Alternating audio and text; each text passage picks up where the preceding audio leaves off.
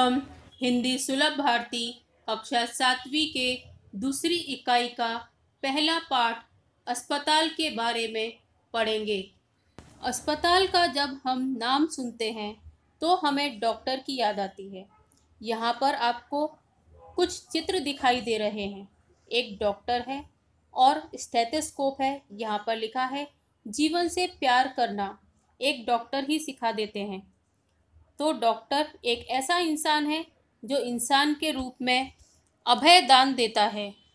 हमें कोई बीमारी हो या कोई रोग हो जाए तो हम सबसे पहले किसके पास जाते हैं?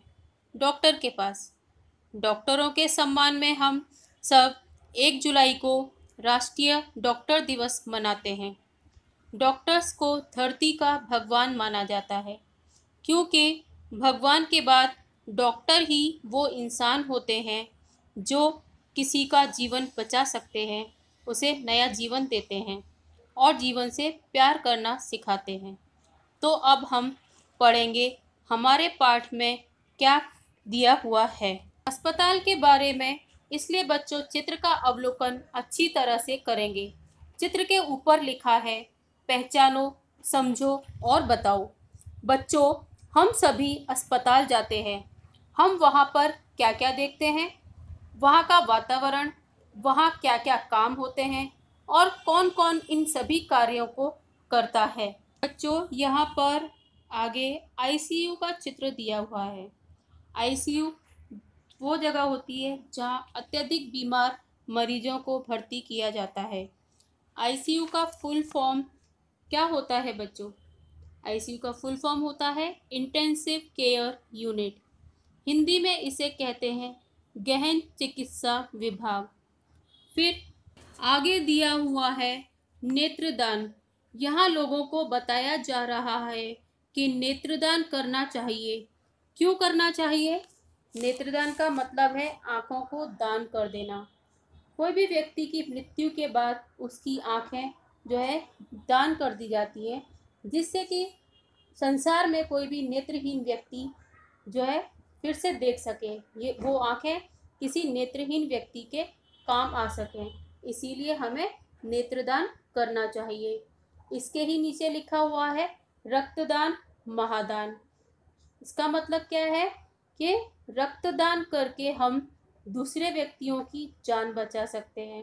जैसे कि बहुत सारे ब्लड डोनेशन कैंप लगाए जाते हैं, जिसके अंदर ब्लड डोनेट किया जाता है। क्यों किया जाता है? जिससे कि किसी को अगर रक्त की कमी है, रक्त की अत्यधिक ज़रूरत है, कभी एक्सीडेंट केस होते हैं, कभी कुछ हो जाता है, इसलिए हमें ब्लड डोनेट करना चाहिए।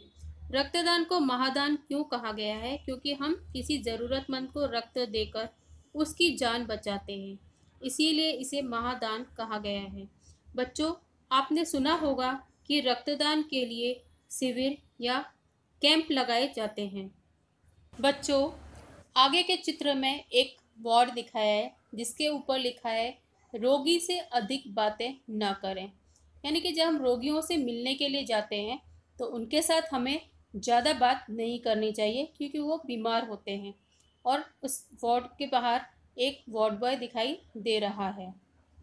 इसके आगे के चित्र में एक डॉक्टर है, एक स्त्री अपने बच्चों के साथ खड़ी हुई है और वहाँ पर ऊपर लिखा हुआ है रोगी से मिलने का समय। हम सभी अस्पताल में जाते हैं, हम सभी ने देखा है कि रोगियों से मिलने का समय निश्चित होता है। उसी समय पर हम जो रोगी के परिचित होते हैं वो उनसे जाकर मिल सकते हैं। उसके बाद चित्र दिखाई दे रहा है कि एक नर्स एक पेशेंट को व्हील चेयर पर लेकर जा रही है। उस पेशेंट के पैर में फ्रैक्चर है, इसलिए वो व्हील चेयर पर है, क्योंकि वो चलने में असमर्थ है। नर्स को हिंदी में परिचालिका कहते हैं। बच्चों, अगले चित्र में आप एक रिसेप्शन काउंटर देख रहे हैं। हर अस्पताल में एक रिसेप्शन काउंटर रहता है। अस्पताल के अलावा हम और भी बहुत सारी जगहों पर देखते हैं कि रिसेप्शन काउंटर उपलब्ध होते हैं। रिसेप्शन काउंटर का काम क्या है? वहाँ पर पेमेंट किया जाता है और डॉक्टरों से मिलने की, उनके कब कब आने और जाने के जो समय है वो वहाँ पर पता कर सकते हैं। और किस किस विभाग की, कोई भी विभाग की जानकारी जो है हम वहाँ से प्राप्त कर सकते हैं। इस काउंटर के ऊपर एक वाक्य भी लिखा हुआ है शांति बनाए रखें। क्योंकि यह एक अस्पताल है और अस्पताल में शांति रखना अति आवश्यक होता है। बच्चों, आगे के चित्र में कुछ व्यक्ति जो है बैठे हुए दिखाई दे रहे हैं, जो कि मरीज हैं, जो अपने बारी आने का इंतजार कर रहे हैं। सामने एक डॉक्टर एक फाइल लेकर खड़ा हुआ है और वो जो है मरीजों को बुला रहा है। तो आगे एक इस चित्र के अंदर एक घोष वाक्य दिया गया है, छोटा परिवार सुखी। उस वाक्य का अर्थ है कि जिस व्यक्ति का परिवार छोटा होता है वही सुखी होता है, क्योंकि वो अपने परिवार की ज़रूरतें अपनी आय के अंदर जो है आसानी से पूरी कर लेता है। वहीं अगर कोई परिवार बड़ा है तो उसके लिए जो है अपने परिवार की ज़रूरतें पूरी करना बहुत ही कठिन होता है।